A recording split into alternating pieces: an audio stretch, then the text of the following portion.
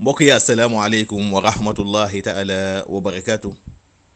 seen mbokk yi Mame Mactar Ndiaye moo dellu si leen lay biir ci waxtaan yi muy am ak yéen saa su nekk te incha allah dañuy indi tomb bu am solo di wax ci wàllu laab rawatina ci wàllu sangu farata wala sangu janaaba yi nga xam ni moo koy sabab ak sangu boobu naka lañ koy defee. mbokk jullit yi lii di sangu farata ñu koy wax ci nasaraan les grandes ablutions, ñu koy wax tam sangu janaaba ñeneen ñi di ko wax sangu set, waaye benn sangu bi kese la. sangu boobu la ko tax a jóg mooy dindi sobe wala tàqalikoo ak bépp sobe boo xam ne mi ngi ci sa jëmm ci pour nga mën a jaamu sa borom. xam ngeen ab jullit mënoo taq ak sobe wala sobe taq ci sa jëmm ji ngay julleek moom wala di ko jaamoo yàlla. moo tax sangu farata bi dafa nekk, moo tax nu koy wax sangu farata, dafa nekk sangu boo xam ni pour sore lépp loo xam ne xeeti sobe la pour nga mën a jàkkaarloog sa boroom, mën a jaamu sa boroom. sangu boobu nag dafay nekk obligation, nekk farata ci ñii nga xam ni dinaa leen lim incha allah. waaye sangu bi tam dafa nekk loo xam ni sunu boroom daf ko farataal ci jullit. ci alquran boo demee yàlla dafay wax mu ne wa in kuntum junuban fa taharu. boo leen amee janaaba moo xam da ngeen ànd ak seen soxna wala lu mel noonu, nee na fa taharu, na ngeen sangu farata balaa ngeen di def benn jaamu yàlla bu mu mën a doon. lii waral sangu farata nag mbokk yi wala sangu janaaba yii la, mën nañ ko tënk ci juróomi mbir. ba ci njëkk mooy bu fekkee nit ki dafa génne li nga xam ne mooy sperme, dafa génn ci moom, moo xam góor la moo xam jigéen la, mani yu muy sperme bu fekkee dafa génn ci moom ànd ak bànneex, boobaa kat day waral mu sangu farata. moom la ñuy wax ruujul mani yu bi lazza. kon nit ki bu éjaculer sperme ci bànneex, kooku moo xam ci jamono boo xam ne dafay nelaw la wala nelawul, balaa muy def benn xeeti jaamu la yàlla dafay sangu farata ba noppi. am na wuute nag ci biir boroom xam-xam yi, ndax ki nga xam ne dafa génne mën yu, dafa éjaculer sperme ci plaisir, ndax kooku kese mooy sangu farata wala déet. ndax ki nga xam ne dafa génne sperme ci loo xam ne du bànneex, xëy na sedd moo tax wala feebar wala dafa tiit wala dafa stressé ba mën yu génn ci moom, ndax kooku day sangu wala déet. foofu am na xilaaf, am na wuute ci boroom xam-xam yi. waaye ala kulli xaal li ci mën a am mooy dañuy sopp ci kooku mu sangu farata, donte sax bi sperme bi dee génn ci moom génnul ci moom ak plaisir. ndax sperme dañ ko baaxoo muy génn ci plaisir bu nit ki yëgee bànneex mu génn ci moom. kon ki génne sperme te fekk ba muy génn ci moom génnul ci bànneex, tiit moo tax wala feebar wala mu stressé wala sax léeg-léeg mu dem sel toilette, loolu génn ci moom, kooku dañuy sopp ci moom mu sangu farata. ndax diine moom lépp looy am jiixi jaaxa rek xel ñaar, defal lan war def moo gën sa xel dal. waaye day nekk farata nag moom sangu farata bi ci képp koo xam ne nag mani yu bi muy génn ci yow yaa ko sabab mu génn ci bànneex, moo xam da nga tëdd di nelaw nga gént di joteeg sa soxna wala joteeg sa borom kër, sperme boobu génn ci yow, boobaa da ngay sangu farata. wala sax nelawuloo waaye yaa ngi toog, xëy na am nga looy xalaat wala image yooy xool yu demee noonu ba sperme génn ci yow, boobaa faw nga sangu farata balaa ngay def benn jaamu yàlla bu mu mën a doon. kon cause bi njëkk mooy xuruujul mani yu bi lazza, mooy génne maniyu ci bànneex mooy waral sangu farata. ñaareelu bokk na ci liy waral sangu farata mooy jote ak sa soxna muy rapport sexuel wala nit ki jotee boroom këram bu mu ci mën a doon. rapport sexuel fu mu amee rek sangu farata dafay war moom la ñuy wax madibul xashafati fil farj. kon nit ki heure bu fekkee dafa jote ak soxnaam bu ca noppee na sangu farata ñoom ñaar yépp soxna si tam bu jotee ak boroom këram bu ca noppee balaa muy def benn xeeti jaamu yàlla na sangu farata. nu leeral foofu nii jote ak sa boroom kër wala jote ak sa jëkkër jote bi bu amee rapport bu amee rek sangu dafay war donte dara génnul sax in lam yakun inzal bu fekkee jote bi am na rapport am na mais éjaculation de sperme amul sangu farata day war foofu. ma leeral tamit nii bu fekkee dafa am contact ngeen baal nu ci kàddu yi xëy na du neex ndax tem bee tax bu fekkee dafa am contact ci ñaari partie intime yi partie intime ku góor ki laal partie mu intime ku jigéen ki foofu rek donte rapport amu ci sax sangu farata day war moo xam éjaculation am na moo xam éjaculation amul. kon simple contact des deux parties intimes rek day waral sangu farata moom la yonent bi sallallahu alayhi wa sallam di leeral izil taqa alxitaanaani faqad wajaba alxusl mu ni ñaari cër yi bu nu laalantee wala nu cofante sax nee na sangu farata bi day nekk loo xam ne lu obligatoire la lu war lay doon ci ñoom ñaar yépp. kon à la suite des rapports sexuels bu nu jógee ci rapport sexuel ñoom ñaar ñépp moo xam ku góor ki la moo xam ku jigéen ki la dina war sangu farata balaa ñuy def benn jaamu yàlla bu mu mën a doon. bokk na ci lii waral sangu farata mooy bu fekkee ndaw si dafa gis règle wala gis la muy gis ci jamono wasin bu ca noppee dafay sangu farata ndax règle sobe la deret ji muy gis ci wasin tamit sobe la nu ba tax na heure bu gisee ay règle am day arrêté bépp jaamu yàlla dootul julli dootul woor dootul ànd ak boroom këram waaye bis bu règle am setee ba mu sangu ba noppi day woor di julli waaye nag ci wàllu règle moom julli yee moom daf koy baal mais koor ga daf koy fay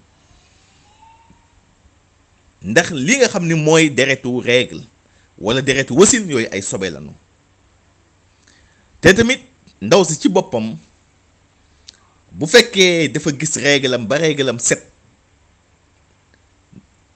set na amul droit joteeg boroom këram li fekk sanguwul ndax ñu ci bëri tamit seen règle day set nu xam ne set na jeex na nu dem sangu àdduna rek ndox ak saabu ak njàmpe bëgg commencer am rapport ak seen boroom kër loolu islam daf koy tere. kon bu règle yi jeexee wala wasin nga mu arrêté deretu wasin ba arrêté balaa ngay am rapport ak sa boroom kër faw nga sangu janaaba ba noppi sangu farata. kon yooyu yu jar di bàyyi xel la ay sew-sew la te tam boroom kër gi ci boppam ay nan la sa soxna ngay ànd ak moom ci jamono règle wala jamono gi nga xam ne mi ngi gis deretu wasin jamono yooyu dana la tere nga sëy ànd ak sa soxna fa'tazilu nisaa fil maxiid wala taqrabuhunna hatta yatuhurna yàlla muy na ngeen beddi sore seen soxna yi ci jamono règle ak ci jamono wasin bu leen jege ba nu setee kon foofu rapport sexuel dañ koy tere kon waa ji bul am relation sexuelle ak sa soxna si naka noonu tamit ci jamono règle loolu moom lu xaraam la. bokk na ci ba tey ci yi nga xam ne dafay waral sangu farata mooy tuub dugg ci diine lislaam nit ki bu fekkee dafa nekk ci beneen diine bu dul lislaam yàlla def albati xoolam ba mu tuub nekk jullit balaa muy def benn jaamu yàlla ku mu mën a doon faw mu sangu farata. ma fàttali ko ci wàllu tuub, nit ki bu ñëwee ni damay tuub, mën nga ko sabaatu seede yi ci saasi, la ko des nag mën na dem sangu ji farata. bu ko defee nu jàngal ko naka ngay sangoo, bindal ko wala kenn taxaw ci biti toilette yi di ko dicté naka la ñuy sangoo farata. ndax sangu boobu mooy tax mu laab, mooy tax mu mën a dugg ci diine l'islam, moo tax mu mën a pas mu dugg ci diine l'islam mais pour mu mën a jaamu yàlla, pour mu mën a julli ak yu demee noonu, dugg tam ci jàkka ji. kon ki tuub dugg ci diine l'islam kooku dafa war ci moom mu sangu farata. juróomeel ba ca mujj mooy nit ku génn àdduna, muy néew bi balaa du koy jébbal boroomam faw nu sangu ko farata, ndax néew ci boppam sobe la, kon balaa nu koy jenc faw nu sangu ko farata. moo tax nga gis ci sang néew ba ci njëkk mooy dañ koy sang farata ba noppi, soo koy sang ak ndox ak saabu, soo ko koy sang ak ndox ak li nga xam ne mooy xobu si déem wala ak kanfur. kon yii mooy yi nga xam ne nañ ci bàyyi xel bu baax a baax, dafay waral sangu farata. ba tax na ki nga xam ne sangoogul farata kooku na xam ne setul, laabul. te bokk na ceex ci li nu santaane mooy nit ki, yàlla moo ni yàlla dafa bëgg ñi nga xam ne fu nu toll noo ngi tuub di dellu ci moom, waaye dafa bëgg ñi nga xam ne fu nu toll tam noo ngi takkoo ak laab. ba tax na jullit bu fekkee da nga nekk ci état impureté, xam ne laabuloo, gaawal nga laab. rawat na bu fekkee da nga ànd ak sa soxna guddi, boo ca noppee demal nga sangu farata ba noppi, booy tëddaat nga sugay tëddaat. ki sangoogul farata nag am na yu bari yoo xam dañ ko tere ci moom, kooku warul julli, bu nekkee Màkka warul wër kaaba gi, lépp luñ la tere woon ci boo amul njàpp tere nañ la ko ci bu fekkee sangoogoo farata. tere nañ la ngay laal alquran, tere nañ la ngay reste toog ci biir jàkka ji, tere nañ la ngay jotee ak sa borom kër li fekk sanguwuloo. kon yii mooy waral sangu farata. sangu bi nag comme li ma wax sànq, dañ koy wax sangu janaaba, sangu set ak lu mu mën a doon na ko koy tuddee, waaye benn sangu bi la rek. nan lañ koy defee mooy wax bismillah, raxas say loxo ba mu set, ñaari loxo yi ba ci li nga xam ne mooy poignée yi, muy tikki jare yi, raxas ko ba mu set ñaar yëpp comme booy jàpp, droite ak gauche. ñaareel ba nga daal di fas yéene ni maa ngi yéene dindi sobe gi nekk ci sama yaram, tàmbalee li sa jumbax bi ba ci bëtu ñaari oom yi, kanam ak ginnaaw partie intime yëpp ba mu set. boo ca noppee nga daal di jàpp, bu la neexee jàpp bi nga def ko ñett ba mu mat sëkk sax, comme nooy jàppee rek booy julli. ba mu dese la tànk yi nga bàyyi ko mu jël ko, bu ko defee nga daal di ñëw ci bopp bi raxas ñetti yoon, bopp bi ak loos wi ak dox gi ñetti raxas yu mat sëkk. fépp boo xam ne kawara nga fa nga bomb ko jonj ko, sikkim baag yépp. nga daal di ñëw tàmbali ci côté ndeyjoor ca kaw bopp ba wàcc ba ci suuf, raxasaale tànk yi. def noonu côté càmmoñ bi tamit kaw ba suuf. loolu ci gàttal mooy li nga xam ne mooy sangu farata. ma fàttali nag ci sangu farata, nit ki na fexe ba léppam tooy, partie yëpp tooy, rawat na partie yi nga xam ne dafa ndox mi dafa jafe àgg, na fexe mu tooy. te bu sangoo farata ba noppi tamit mën na dem directement julli. bu fekkee loxoom yi, biir loxo yi wala biir baaraam yi laalul kanamam wala déet, boobaa mën na dem julli. wala fekkee jigéen la, bu fekkee jëlul loxoom dugal ko ci biir kanamam, bu deful loolu, gannaaw bu sangoo farata ba noppi rek mën na dem daal di julli. ndax lan? ndax njàpp mi ngi ci biir sangu farata. kon lii moo aju ci wàllu sangu janaaba, sangu set ak li nga xam ne moo koy waral. yal na yàlla may dégg ak topp. asalaamaaleykum wa rahmatullah. Chers frères et sœurs en islam, assalamu alaikum wa rahmatullahi ta'ala wa barakatuh. Nous allons vous parler des grandes ablutions et leurs causes. Les grandes ablutions sont instituées par Allah subhanahu wa ta'ala et consistent à se laver le corps pour se débarrasser de toute impureté. Autrement dit, de purifier entièrement le corps. elles sont fondamentales pour le musulman, car sans elles, aucune de nos adorations ne sera acceptée. Allah subhanahu wa ta'ala nous le confirme dans le Saint-Coran. Il nous dit « in kuntum junuban fatahharu » Si vous êtes en état d'impureté, purifiez-vous, autrement dit, accomplissez vos grandes ablutions. Chers frères en islam, les grandes ablutions sont causées par 5 facteurs ou éléments. Premièrement, il y a l'éjaculation du sperme coïncidant bien entendu avec le plaisir.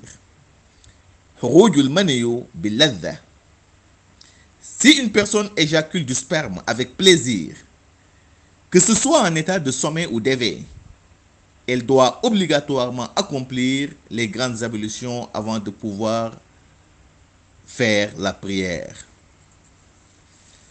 Et il y a divergence d'opinion selon les docteurs de la jurisprudence islamique sur l'éjaculation du sperme sans plaisir.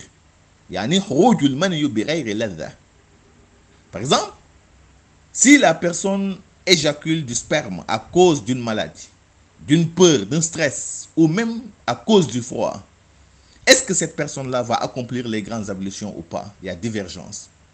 Mais là, il est souhaitable, n'est-ce pas, d'accomplir les grandes ablutions.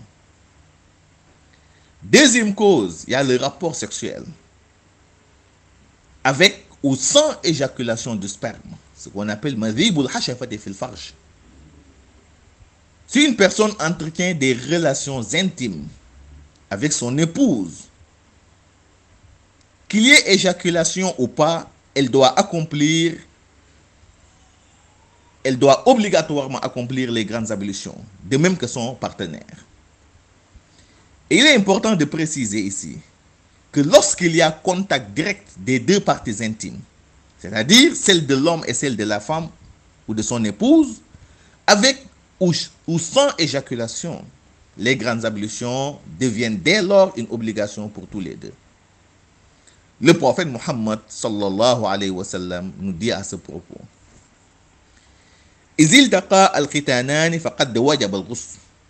lorsque les deux parties intimes se touchent ou se frôlent, les grandes ablutions deviennent une obligation. Donc, après des relations intimes, après des relations sexuelles, les deux conjoints sont tous tenus d'accomplir les grandes ablutions avec ou sans éjaculation. 3 sur les causes qui entraînent les ablutions, les grandes ablutions, il y a la fin ou l'arrêt des menstrues ou des lochis chez la femme. Si la femme ou la jeune fille constate que ses règles menstruelles ou ses suites d'accouchement sont en arrêt définitif, elle doit obligatoirement procéder à ces grandes ablutions. Et je rappelle qu'en période de menstrues ou de suite d'accouchement, la femme ou la fille doit interrompre ses prières et ses jeûnes. Et il est formellement interdit à son conjoint, toujours en cette période de menstrues ou de lochis, d'avoir des relations sexuelles avec elle jusqu'à ce qu'elle retrouve sa période de pureté et qu'elle accomplisse ces grandes ablutions.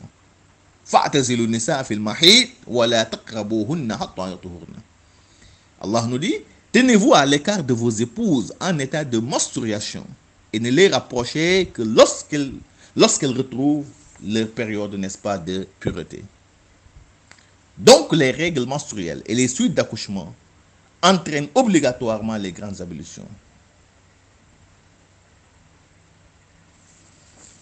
Et toujours sur les causes, il y a le fait d'embrasser la religion musulmane. Yani dukhulu fil islam. Celui ou celle qui vient d'embrasser la religion musulmane doit avant tout procéder à ces grandes ablutions avant de pouvoir accomplir la prière ou autre. Mais il est important de préciser que si la personne embrasse l'islam, on peut bel et bien, n'est-ce pas, lui faire répéter les témoignages. Yani, lui témoigner, de lui dire, de lui faire répéter Ashhadu an la ilaha illallah wa ashhadu anna Muhammad Rasulullah. Après cela, et il peut aller directement faire ses grandes ablutions avant de pouvoir prier ou faire le tawaf, s'il est bien entendu à la Mecque. Cinquièmement, il y a al-mayit, c'est-à-dire la personne morte, le défunt. Si la personne est morte, on doit obligatoirement lui accomplir les grandes ablutions avant de pouvoir, bien entendu, procéder à son inhumation. Parce que le défunt, lorsque la personne est morte, elle est aussitôt devenue une impureté. Raison pour laquelle on doit lui accomplir les grandes ablutions avant son inhumation. Voilà, chers frères et sœurs en islam, les 5 éléments ou causes qui entraînent les grandes ablutions. Maintenant, il est important de préciser qu'il est formellement interdit à celui ou à celle qui n'a pas encore accompli les grandes ablutions d'accomplir la prière, d'effectuer le tawaf autour de la Kaaba, de toucher ou d'apprendre le Coran, de rester même dans l'enceinte d'une mosquée. Maintenant, comment accomplir les grandes ablutions? Pour pouvoir accomplir les grandes ablutions, premièrement, prononcer le terme Bismillah. Deuxièmement, laver proprement chacune des 2 mains jusqu'au poignet, en frottant scrupuleusement les doigts un à un. 3. Formuler l'intention d'accomplir les grandes ablutions ou d'enlever l'impureté se trouvant sur votre corps, conformément à l'ordre d'Allah subhanahu wa ta'ala et à son prophète. 4. Laver du nombril jusqu'aux genoux, y compris les parties intimes devant comme derrière proprement. 5. Procéder aux ablutions mineures jusqu'aux oreilles. Et là, vous pouvez faire les ablutions de façon complète, c'est-à-dire laver 3 fois les membres dont le lavage est fixé à 3. Si vous le faites aussi une seule fois pour chaque membre, cela est tout à fait toléré. 6. Laver 3 fois du haut de la tête jusqu'au cou en frottant rigoureusement les cheveux de la tête, de la barbe autour du cou, y compris les oreilles, l'intérieur comme l'extérieur. 7. Laver le côté droit du corps du haut vers le bas, c'est-à-dire jusqu'aux pieds. Idem pour le côté gauche. Voilà en résumé pour ce qui est des grandes ablutions. Et 2 précisions de taille. Lors des ablutions majeures ou les grandes ablutions, veillez à ce que toutes les parties du corps soient mouillées, surtout celles où l'eau n'accède pas facilement. 2. À la fin des grandes ablutions, on peut aller directement accomplir la prière, à condition que la paume des mains ou l'intérieur des doigts ne touche, n'est-ce pas, les parties intimes. Pour l'homme et pour la femme, qu'elle n'introduise pas, n'est-ce pas, son doigt dans son vagin.